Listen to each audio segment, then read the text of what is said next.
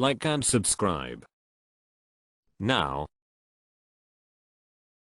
what happens in movies or TV that seems to be normal and you think to yourself that is not what people in real life do? Whenever a simple miscommunication happens, no one ever stops and clarifies with the other person.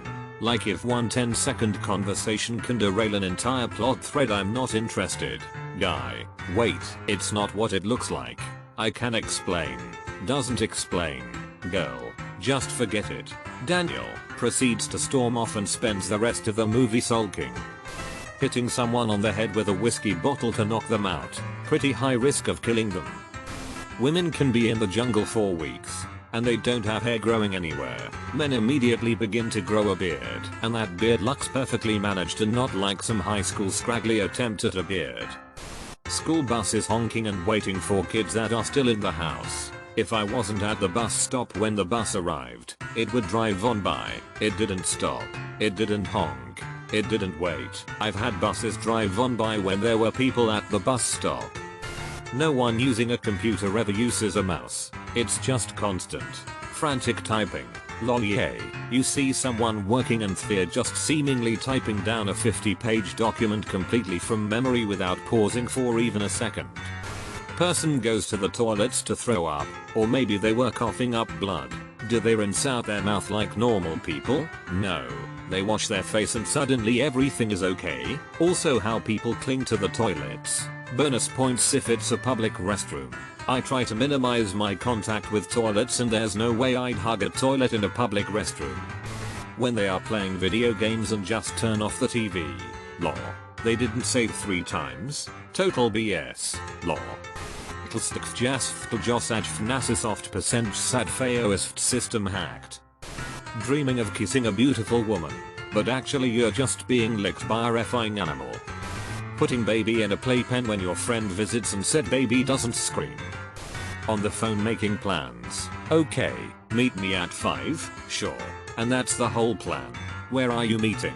Planning to meet someone in a public place never goes this smoothly. Or just dinner tonight, and not even specifying the time. See you somewhere at some time. Bye. Or when someone asks someone they just met on a date, sure. Pick me up at 5 inches. First of all, where? Their house. How do you know where they live already? You guys just met. Yeah, or setting up a date with someone you just met like it's a date and then they leave. No number or address exchanged. No talk about where you're meeting and when. SNL did a pretty funny sketch about this with Kristen Stewart and Pete Davidson. Talking without the use of filler words. The only time I recall hearing such usage is when a character is meant to be awkward, stumbling, etc., rather than being a typical factor of speech. I write fiction and it's harder to portray a natural conversation in the written form, but movies, television have an easier time. I try to write in pauses, ums, likes, and other discourse markers without making it super awkward to read because it annoys me in movies. Lol. When they knock on the door or ring the doorbell and someone opens it within 2 seconds, I'd sit there for 30 seconds minimum time to figure out why someone is at my house before I would even contemplate opening the door. Yep. Someone knocks on my door and I just sit there thinking, did I order anything? I altered a line from Buffy once when there was a knock at my door. Who's knocking? Everyone I know lives here. Everyone has one paper bag for groceries, and it has a celery stalk and loaf of French bread sticking out the top, and some round fruits just under the top, so they call roll about when something goes wrong. Person walking home from the store with grocery bag, all happy and stuff. Shot fired. Camera shifts to random vegetable rolling across the sidewalk so you know the person is dead. The reason you have to put a celery stalk or a baguette sticking out of the top of a grocery bag is because if you don't have groceries sticking out the top of the bag, people watching the show get distracted by the bag wondering what's in it and how it's important to the plot. If you have a baguette or something sticking out the top, the audience realizes, oh, that bag is full of groceries, and ignores it for the rest of the scene. I just imagined a whole play that features a grocery bag, and it's passed around between actors nonchalantly. None of the actors acknowledge what's in the bag or make any mention of it. It just leaves the audience focused on guessing how it relates to the plot or what's in it. One thing that drives me berserk in movies is when someone is driving and talking to their passenger. They refuse to keep their eyes on the road and insist on making prolonged eye contact with the person next to them. In the movies this often means a jump scare car crash is about to happen. I'd like to say that's unrealistic, but my mom used to drive that way all the time. I hated going anywhere with her. This fills me with unease even when I know for a fact that they're not going to crash. I find myself saying out loud, "Look at the road. Look at the damn road." 10 solid seconds of eye contact with the passenger as they talk. The Sopranos was bad about that. Soldiers running towards the enemy instead of hanging back and setting up suppressing fire. I've also read that pretty much nobody actually charges towards the enemy in a last-ditch effort. Because as I understand it, most people don't actually want to die. Most armies were historically defeated while routing. Aka trying to retreat. Tons of people will say F this and turn around if things start going very badly. Having highly confidential conversations about 4 foot away from the people they are talking about, and not being overheard. Hey, I know we're in a diner in Brooklyn, and there's about 30 other people here, but I need you to commit first-degree murder on someone. In fairness to Hollywood, Jurassic Park made reference to this and it's still a meme 28 years later. Every time anyone sneezes people assume they're sick. Like don't they ever get random sneezes? Whenever a woman gets inexplicably sick or has an explanation she plays up too much she's pregnant. TV is so transparent about it. Don't forget when she has the baby too. It's always a sudden intense painful labor that is started by her water breaking, and hijinks ensues as she's whisked off to the hospital where she can't get any kind of pain relief and lots of screaming and comedy relief moments occur. Same with nosebleeds. It means something awful or they've done a bunch of coke. I've had random effing nosebleeds my entire life. I don't have cancer and have never tried coke. I've had random effing nosebleeds my entire life. I don't have cancer and have never tried coke. Do you have special mind powers? Could be that. My nose bleeds whenever the air gets dry. I usually get several of them when the seasons change. They used to bother me. Now I just get annoyed with them. Someone coughing? Can pretty much guarantee that person has lung cancer. Or if it's a historical movie, TV. But for that one they have to dramatically cough into a handkerchief and then reveal blood in it.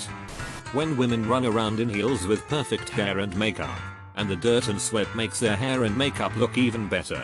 Looking at you. Jurassic World. My go-to on that is Megan Fox in the second Transformers movie. She's running around caves in the desert and never gets a speck of dirt on her white tank top and white pants. Being a young, aspiring artist, writer, actor living alone in a nice, spacious apartment in a prime area of a big city like New York or LA. Effing Zootopia got it right. For God's sake. Tiny, shitty apartment with paper walls and neighbors who scream all night. In Ratatouille, Alfredo had a shitty apartment, with a perfect view of the Eiffel Tower of course. Ted quit his job as an architect. Lily is a kindergarten teacher and Marshall is in law school. But not a single word about how they pay for their massive 2-bedroom apt in Manhattan. They actually mention that the apartment is rent controlled a couple times, albeit rent controlled by the writers so they can afford it. In horror movies, everyone runs upstairs. If there was something chasing you wouldn't head for the door to get outside. Also you're creeped out in the house but you never turn on the light. Also their ability to sleep peacefully at night after experiencing paranormal activity in the house. I can't sleep peacefully after watching a movie about paranormal activity and they can just curl up and go to sleep after their effing TV was floating. F out of here lol. Go to bed wearing full makeup. Waking up with full makeup still perfectly applied, and one strand of hair slightly higher up just to remind you they've totally just been asleep for 8 hours mashing their hair on their pillow. I love marvelous MRS. Myself for waking up 20 minutes before her husband so she can do her makeup. Then getting back into bed and opening the blinds so he wakes up and she can pretend they're waking up together. There's a scene in Marvelous M's. Myself that does this pretty well. She goes to bed in full makeup for her husband and then it shows her actual night routine, including waking up early so she can put it all back on for him. My grandma has been married to my grandpa for like 40 years and she still does this exact routine. He has never seen her without a full face of makeup. It's so bonkers to me. I can't imagine living like that. Young singles living in $1 million condos that overlook the city, and none of them work full-time hours, maybe 2 hours tops per week. I have a top floor city view working less than that. I mean, it's a tent on a rooftop, but I could totally afford it if the birds would just stop taking my food. Wake up at 6 AM no matter what time of year and it is bright and sunny. Hurry or you'll miss the bus as it's clearly noon outside. Takes a bite out of a high effort breakfast their mom made and then just leaves. Look in the rear view mirror and shuffle the wheel from side to side as much as they do looking at you, Leonard. When I was learning to drive, my mom asked me why I kept moving the steering wheel back and forth quickly. TV lied to me. Getting hit over the head and knocked out, then just waking up later on and acting like they just have a small hangover. And anyone can be instantly knocked out cold by hitting them with a bit of a gun to the back of the head. Yeah, this is what I don't like. It gives all sorts of false confidence. What are you going to do when you hit someone over the head and it just starts bleeding and they are still coming after you? Knocked out, thrown into a car, driven who knows how long, dragged into a warehouse, sat in a chair, tied to the chair and then waiting who knows how long for them to wake up. Yeah, they ain't waking up if it's been that long. I always think the same thing. That dude's in a coma. In boxing and MMA etc dudes get knocked out for like 3 seconds and it's already seems super bad for them. It's the worst when people do it to their friends, loved ones. Knock them out to keep them from doing something dangerous. No friend. Don't go on that mission. Stay here and have permanent brain damage instead. I can actually see this being realistic though. People watch too many movies and end up thinking that knocking out someone is fine, lol. Along that same line, it used to be a comedy trope that getting bonked on the head would cause amnesia or some other comical altered mental state. Of course, a specifically engineered second bonk on the head would reverse the trouble. Like repeated traumatic brain injury was more of a toggle than cumulative effect. Hand someone a burner phone. Keep this on you day and night. It rings. You better answer. Okay, do you have the charger? The what? This phone. Did it come with a charger? It's not USB. It has one of those cylindrical ports, like on an old Nokia. Look pal, hey, you're the one giving out phones. It's charged now. How did you charge it? To be fair, those old phones had like a week of standby time on the battery, but your point is still valid. People just firing guns with no hearing protection without becoming deaf. My dad talks about this one a lot, especially when there's a big fight scene where the person is just blasting away. My dad's always like their ears should be ringing and they shouldn't be able to hear anything. When they fire a weapon in a car and everyone is like man BD, well, then you just screw on a silencer and the gun will go PFT. No, it won't. Archer is really good at correcting this. Answers phone. Hello. Listens to the caller for 1 second. What do you mean Tim got kidnapped by a drug cartel while he was shopping with his family in his trip to South America? Dials 911. Yeah, hello. 911? No. That's normal. That's how you let 911 know you're on Reddit. Find a parking spot right in front of their building, and an empty table in a crowded cafe, or an empty couch in the middle of Central Park. When you're tailing someone, they park, and there's just a spot right there for you to immediately park an appropriate distance away. Girl vomiting pregnant, someone hiccups drunk, someone coughing seriously ill, fainting cancer, leaving a voicemail that finishes with I love you, that character dies in the next scene. Car gets hit, scratched, rolled, goes off a cliff, in a car accident, it blows up. On TV, house parties where everyone is evenly spread out throughout the house having one-on-one conversations while generic techno plays in the background. I'm doing something. My visiting sister comes out of the shower in a towel, just as my wife, who has never seen my sister, comes home. I scream I can explain, then stay silent and guilty looking. Guessing the passwords of other people correctly. I can't even guess my own passwords correctly. At this point there are some sites with stupid password restrictions. Must have 2 numbers, a special character, and can't be one of your last 340 passwords. That I've given up. I enter random gibberish and each time I need the site I just use the password reset feature. Password. HMN. No. Password 1. Drat. Password quitty. Alright, I'm in the FBI mainframe. Let's try guest. Access granted. No way. That is just Babby Town frolic.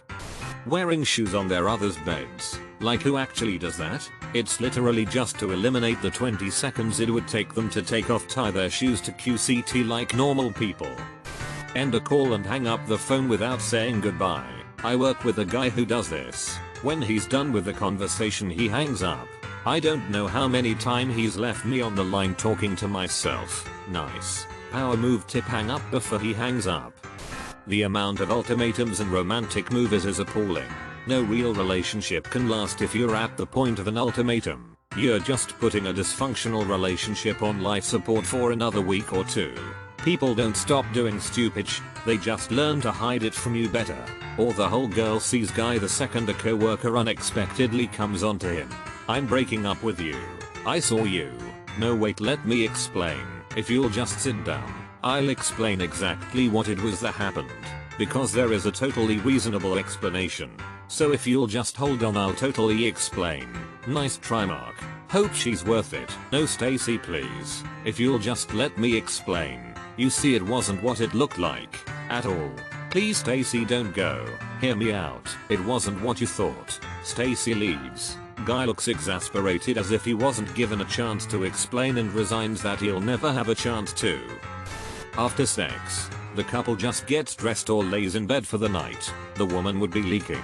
And if the guy is wearing a condom, wouldn't they want to take it off before going to bed or getting dressed? Be a struggling writer while living in a multi-million-dollar mansion. That one always puzzles me. Or, a family moves into an expensive house, but neither parent has a job lined up yet. Yeah, how'd that loan approval process go? You frauds? You can't tell me they could all pay cash. I sort of want a movie where they move into a nice house that's cheap because it's horribly haunted, but the family doesn't give a sh because real estate is effing insane these days. They have people over and stuff is flying off shelves. And they're just like, yeah, that's George. He died here 50 years ago and still thinks the house is his, but we got a great deal on the place so it's fine. This is kind of like all the HGTV shows. I'm a barista and my wife is a kindergarten teacher. Our house budget is $1.5 million.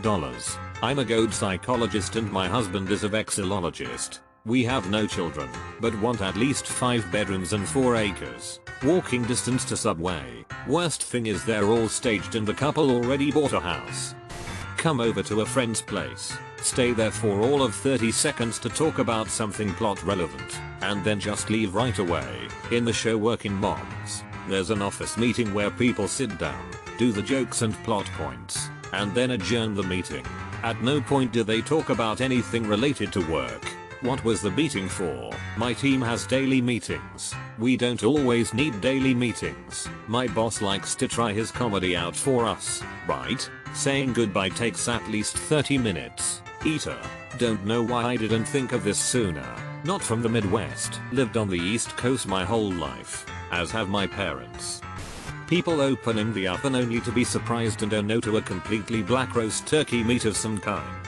And then have smoke just billowing out of the oven. No. 1. It takes a while to do that much damage to meat. Not like 5 minutes. Like IDK unless you are broiling your turkey at 280°/550°F for some ungodly reason. 2. You'll see smoke coming out before you open the oven. 3. Seriously, how do you overcook something that badly? Stop it. It takes so much effort to be that bad at cooking. Just know. If dinner is at 6 PM and it's now 610 or 615, your dish won't be black and smoky and inedible. Maybe it'll suck and taste worse, but it won't be black as sh. Stop this nonsense. The cookbook said to clean the turkey. The oven had a clean button. Taking turns talking. Like in cop shows when one cop begins an explanation. Then the next one picks up the story at a seamlessly convenient spot. Then the third adds, but, and throws in some more. No one in real life has ever talked like that. This is a direct call out to criminal minds. I think. The way they do this is criminally bad. Hotch. We're looking for a white male. Garcia. In his mid-40s. Morgan. He suffers from severe paranoid delusions. JJ. And believes his victims are his mother who tortured him and forced him to wear a potato sack over his head while railing coke on the edge of a 42-story building. Yeah, one time couldn't it be like? Hotch. We're looking for a white male. Garcia. In his mid. Morgan. He suffers. Morgan. Sorry, I thought it was my turn. Garcia. No sorry, I didn't mean to talk over you. Morgan. Go on baby girl. You go. Garcia. No, I insist. You go. Spencer. Okay, I'll go. Morgan Garcia. Shut up Spence. Right, it more resembles that scene in Jurassic Park 2 where right after they find Malcolm's daughter in the truck and there's 3 conversations going on at once. I thought about that scene too. I just imagined a guy working on the subtitles crying haha. Eating a few bites of your food. Then get summoned by someone for something or leave. It does not work like that FFX. Nobody wastes food so abundantly. Everyone and their mothers drink scotch. And like it. One turning on a shower and jumping right in without checking the water temperature with your hand first. Lawyers walking up to the jury box to talk to the jurors or into the well without permission from the judge. The bailiff will tackle you. Doctors performing surgery without safety glasses. Scenes where someone is painting something, like a wall or a chair, wearing nice clothing, with no tape, coverings, or paint splatter anywhere, or they'll have a small spot on their grey sweatshirt and a drop on either their nose or cheek if it's funny, none in their hair. They remove the headrests from cars so you can see the actors better. High school bullies in movies. Bullies are way more subtle than that. Here's a strange one. Pay attention to how the actors hold their beverages, especially coffee cups. Often it's pretty obvious that they are empty as they fling it around carelessly without anything spilling. The endless pistol mag. When people in the movies or TV are on a phone call, the pauses where the other person's saying something are always so short that they barely have time to say 2 words, like, "That's not how it works." Surgery done in dimly lit operating rooms. Why would you not want to be able to see what you are doing clearly? The stupid slow motion kiss or hug as the world is falling apart. I'm like fine go. You can do all that later. Preparing a huge 5-star breakfast, pancakes, waffles, fruit, biscuits, oatmeal, omelette, etc. that no one eats. I don't even understand why that's a thing in movies and TV shows. Sorry honey, I'm running late. And then takes a sip of coffee and holds a piece of toast with his mouth while running out the door with a suitcase. Also you gotta have the teenager of the family eating a bowl of cereal while there's literally pancakes, waffle, biscuits, omelette and a filet mignon on the table. If there was that food on the table, anyone in my family would be like F school. I'ma eat this first.